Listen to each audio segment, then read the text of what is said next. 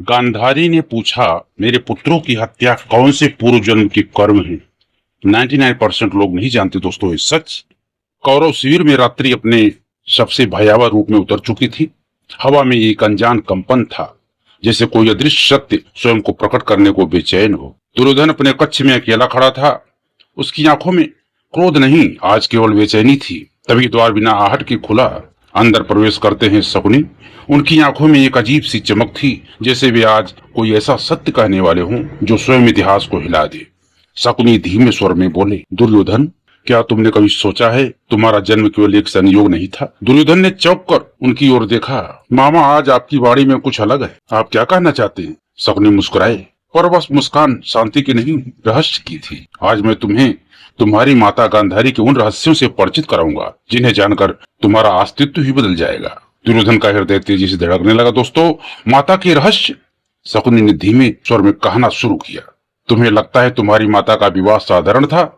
नहीं दुर्योधन, उस विवाह के पीछे एक भयावह उपाय छिपा था। क्षण भर मौन। ज्योतिषियों ने कहा था कि गांधारी का पहला पति जीवित नहीं रहेगा। इन दोष को मिटाने के लिए उनका विवाह पहले एक बकरे से कराएगा और फिर उस बकरे की बलि दे दी गई। दुर्योधन की आंखें फैल गई। यह कैसे संभव है। शकुनी आगे झुके, यही सत्य है। तुम्हारी माता का पहला पति एक प्राणी था और उसी क्षण से उनके जीवन पर एक अदृश्य छाया पड़ चुकी। वातावरण भारी हो गया। शकुनी की आवाज और गहरी हो गई। और अब सुनो तुम्हारे जन्म का रहस्य। तुम्हारे माता को वेदव्यास ने 100 पुत्रों का वरदान दिया था, पर वह वरदान आशीर्वाद नहीं, एक परीक्षा था। दुर्योधन जब पूरी तरह स्तब्ध था, शकुनी बोले, 2 पूरे वर्षों तक तुम्हारी माता गर्भवती रही। और जब उन्होंने सुना कि कुंती ने पुत्रों को जन्म दिया है, तो क्रोध और पीड़ा में उन्होंने अपने ही गर्भ पर प्रहार किया। दुर्योधन का स्वर कांप उठा। फिर शकुनी की आंखें चमक उठी। फिर जो हुआ वह किसी मानव जन्म की कथा नहीं थी। उनके जन्म से एक कठोर मांसपिंड निकला। न कोई शिशु, न कोई जीवन।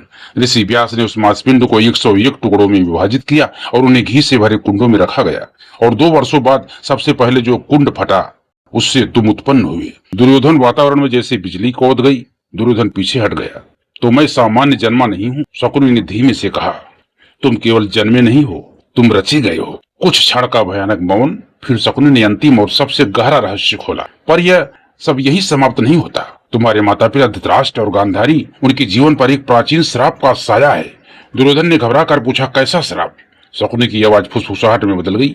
एक जन्म में तुम्हारे पिता एक शिकारी थे। उन्होंने जंगल में आग लगाई और उस आग में 100 पक्षी जलकर मर गए। उन पक्षियों के अंडे बच गए और इसी पाप के कारण उन्हें यह श्राप मिला। वे नेत्रहीन होंगे और उनके 100 पुत्र उनके सामने नष्ट होंगे।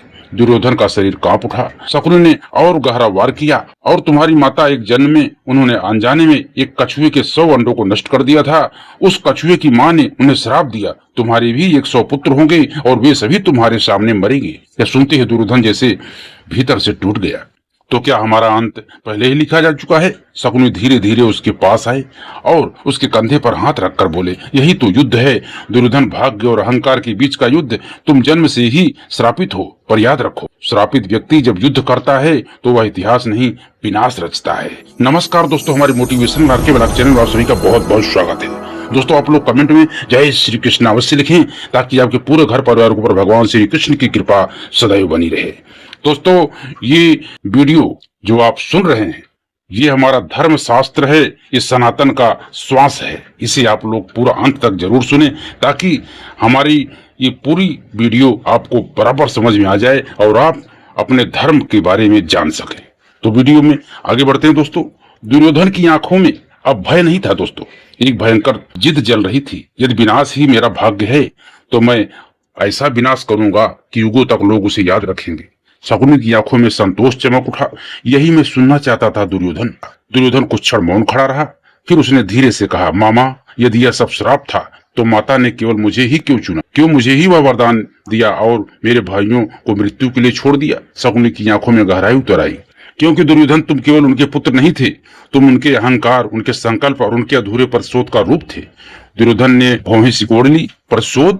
शकुनी धीरे धीरे बोला, जब गांधारी ने अपने नेत्रों पर पट्टी बांधी थी तो वह केवल पति के दुख में सहभागी बनने का निर्णय नहीं था, वह एक मौन विद्रोह था। अपने भाग्य के विरुद्ध उन्होंने सब कुछ त्याग दिया, पर बदले में उन्हें क्या मिला? एक अंधा पति, एक श्रापित वंश और एक ऐसा भविष्य जो पहले ही नष्ट लिखा जा चुका था। दुर्योधन की मुट्ठियां भिज गई। तो उन्होंने मुझे चुना? शकुनी ने सिर हिलाया। हाँ, क्योंकि जब तुम जन्मे थे उसी क्षण आकाश में अशुभ संकेत गूंज उठे थे। पशु चिल्ला उठे थे, आकाश कांप उठा था। ज्योतिषियों ने कहा था इस बालक को त्याग दो, यही कुल का विनाश करेगा। दुर्योधन की आंखों में ज्वाला भड़क उठी। तो माता ने मुझे क्यों नहीं त्यागा? शकुनी की आवाज अब तलवार की तरह तीखी थी, क्योंकि उन्होंने उस क्षण निर्णय लिया, यदि विनाश ही लिखा है तो वह विनाश उनके अपने पुत्रों के हाथों होगा। कुछ टाइम का मौन, फिर उन्होंने तुम्हें बचाया क्यों? क्योंकि वे जानती थी बाकी 99 पुत्र केवल संख्या है। तुम वो अग्नि हो जो इतिहास को जला सकती है। दुर्योधन ने भारी स्वर में पूछा। और वो वरदान जो उन्होंने मुझे दिया? अपने शरीर की शक्ति से शकुनी हल्का मुस्कुराया।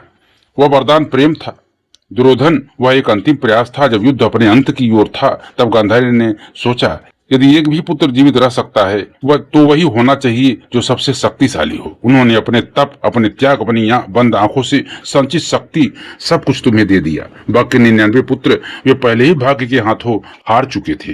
दुर्योधन का स्वर भारी हो गया। तो क्या मैं केवल एक चयन था, एक हथियार? शकुनी ने उनके कंधे पर हाथ रखा। नहीं, तुम वह अंतिम दांव थे जिस पर गांधारी ने अपना सब कुछ लगा दिया। दुर्योधन की आंखों में अब केवल एक ही प्रश्न चल रहा था, यह सब शुरू कहां से हुआ? वह धीमे स्वर में बोला, मामा, यह सब श्राप, यह विनाश, इसकी जड़ क्या है? क्या माता के जीवन में कुछ ऐसा हुआ था जिसने यह सब जन्म दिया? शकुनी की आंखें एक पल के लिए बंद हो गई, जैसे वह अतीत के सबसे काले अध्याय को फिर से जी रहा हो।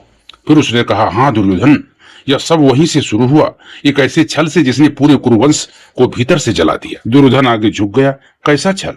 शकुनी की आवाज अब धीमी लेकिन कांपती हुई थी। दुर्योधन, माता गांधारी, उनकी कुंडली में मांगलिक दोष था।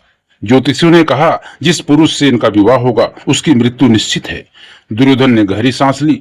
तो शकुनी ने कठोर स्वर में कहा, इस दोष को मिटाने के लिए उनका विवाह पहले एक बकरे से कराया गया और फिर उसी क्षण उस बकरे की बलि दे दी गई। क्षण भर के लिए सब कुछ थम गया। दुर्योधन की आवाज फटी हुई थी। तो माता, पहले ही शकुनी ने सिर झुका लिया। हाँ, तकनीकी रूप से वे पहले ही विधवा हो चुकी थी, पर यह सत्य हमारे पिता राजा सुबल ने छुपा लिया। दुर्योधन की आंखों में तनाव बढ़ गया। क्यों? शकुनी की आंखों में अब अग्नि थी, क्योंकि वह नहीं चाहते थे कि यह विवाह टूट जाए।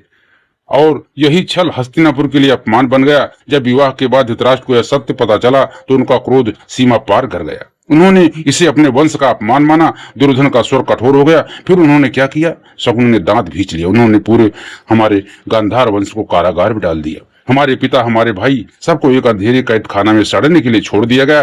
दुर्योधन की मुट्ठियां कस गई और भोजन शकुनी की आवाज अब फुसफुसाहट बन गई। प्रतिदिन केवल एक मुट्ठी चावल, इतना कम कि कोई जीवित न रह सके। दुर्योधन अब शब्द रह गया। तो आप कैसे बचे? अब शकुनी की आंखों में वह ज्वाला भड़क उठी जिसने पूरे महाभारत को जन्म दिया। क्योंकि मेरे पिता ने निर्णय लिया, उन्होंने कहा हम सब मरेंगे पर एक जीवित रहेगा, और वह एक में था मैं। मेरे सभी भाइयों ने अपने भोजन मुझे दे दिया ताकि मैं जीवित रह सकूं, ताकि मैं इस अपमान का बदला ले सकूं। दुर्योधन की सांसें तेज हो गई। तो यह युद्ध केवल मेरा नहीं। शकुनी धीरे धीरे मुस्कुराया। नहीं दुर्योधन, यह युद्ध उस एक मुट्ठी चावल का है जो हर दिन मेरे सामने रखी जाती थी।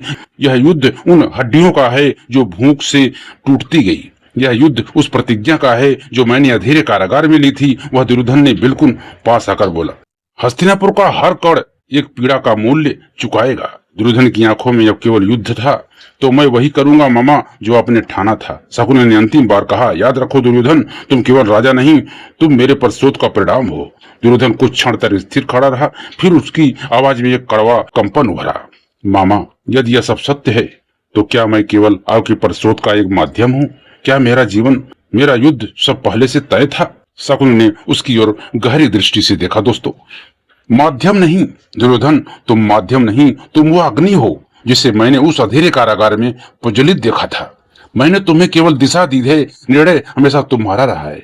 दुर्योधन की आंखों में ज्वाला और तीव्र हो गई। पर यदि यह प्रतिशोध है तो क्या इसमें धर्म का कोई स्थान नहीं?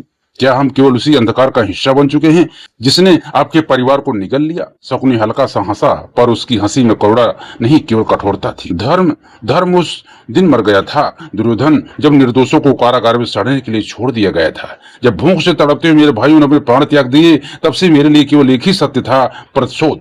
दुर्योधन ने धीरे धीरे कहा, तो क्या यही कारण है कि आपने मुझे हमेशा पांडवों के विरुद्ध खड़ा किया? शकुनी ने उत्तर दिया, मैंने तुम्हें केवल सत्य दिखाया कि इस संसार में जो झुकता है वही कुचला जाता है। पांडव धर्म की बात करते हैं पर सत्ता भी चाहते हैं, और तुम वह शक्ति हो जो उनसे यह सब छीन सकती है। कुछ क्षण मौन छा गया दोस्तों। फिर दुर्योधन ने दृढ़ स्वर में कहा, यदि यह युद्ध प्रतिशोध है तो मैं इसे अंत तक ले जाऊंगा, पर एक बात जान लो मामा, यह केवल आपका बदला नहीं होगा, यह मेरा अस्तित्व भी सिद्ध करेगा। शकुनी की आंखों में संतोष की चमक उभरी। यही तो मैं चाहता था दुर्योधन, कि तुम अपने भीतर की इस अग्नि को पहचानो, क्योंकि जब अग्नि स्वयं को पहचान लेती है तब वह केवल जलाती नहीं, फैसला करती है। तो दोस्तों, ये जानकारी आपको कैसी लगी? यदि वीडियो अच्छी लगी दोस्तों तो वीडियो को एक लाइक जरूर करें, और चैनल नए हैं चैनल को सब्सक्राइब करके बेल आइकन को जरूर प्रेस करें, ताकि आपको ऐसा ही वीडियो हमेशा मिलता रहे। अपने गीता, भागवत, रामायण, महाभारत, पुराणों के बारे में आपको कुछ न कुछ जानकारी मिलती रहे। तो मिलते हैं दोस्तों अगली वीडियो में। जय श्री कृष्ण मित्रों।